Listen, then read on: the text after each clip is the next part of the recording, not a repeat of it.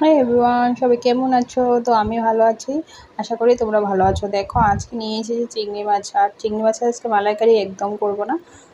তো অনেক করেছে মালাইকারি, এখন আজকে একটু আলাদা রেসিপি করব। এই রেসিপিটা আমি সেকেন্ড টাইম ইউজ করছি, মানে ট্রাই করলাম, তো জাস্ট দারুণ লাগে খেতে।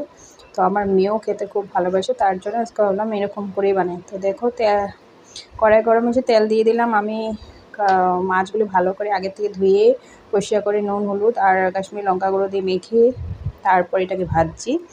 আর আমি সবগুলো কিন্তু একসাথেই দিয়ে দিলাম, যেহেতু মাছগুলো ভাঙার কোনো ভয় থাকে না চিংড়ি মাছ। তো আমি মাথাগুলো আলাদা করেছি আর মাছটা একটু আলাদা করেছি। আর আমি খোসা ফালিয়ে দিয়েছি। আমি খোসা এরকম দিয়ে রান্না করে না, আমি জাস্ট খুবই খারাপ পাই, মানে সত্যি কথা বলতে আমি এরকম করে খাই না। যতই বড় মাছ হোক আমি খোসাটা ছাড়িয়ে নিই, তারপরে খাই। আমার ভালো লাগে না খোসা দিয়ে মাছটা। তাও আমি জিরা সম্বার দিয়ে দিলাম। আর এদিকে আমি পেঁয়াজ, আর এখানে পেঁয়াজ কুচিই লাগবে, পেঁয়াজ কোনো বাটা হবে না।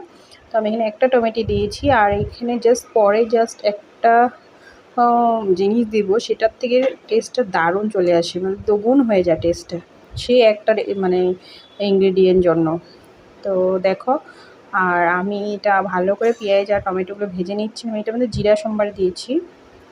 তো মানে কি বলবো, ওই জিনিসটা খেতে বেশি ভালো লাগে না, সেই জিনিসটা কিন্তু ক্ষতিও বেশি। তো চিংড়ি মাছ কিন্তু বেশি খাওয়া ভালো না।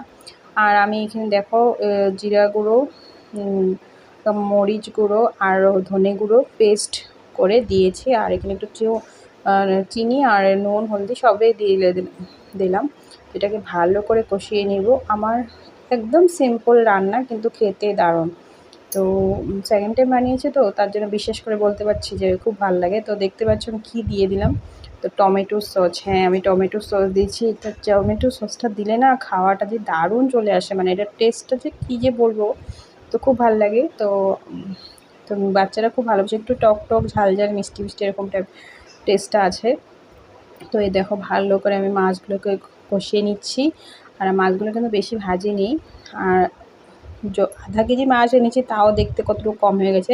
কাটতে ধুতেই কিন্তু চিংড়ি মাছের কোনো বেশি লাভ থাকে না, দাম অনেক, কিন্তু জিনিসটা বেশি লাভ হয় না। কাটতে খোসা ফালি করতে করতেই তোমার কমে যায় জিনিসটা। তো দেখো কতটুকু হয়ে গেল। তো দেখো ভালো করে ভেজে তারপর আমি অল্প জল দেবো, বেশি জল দিব না।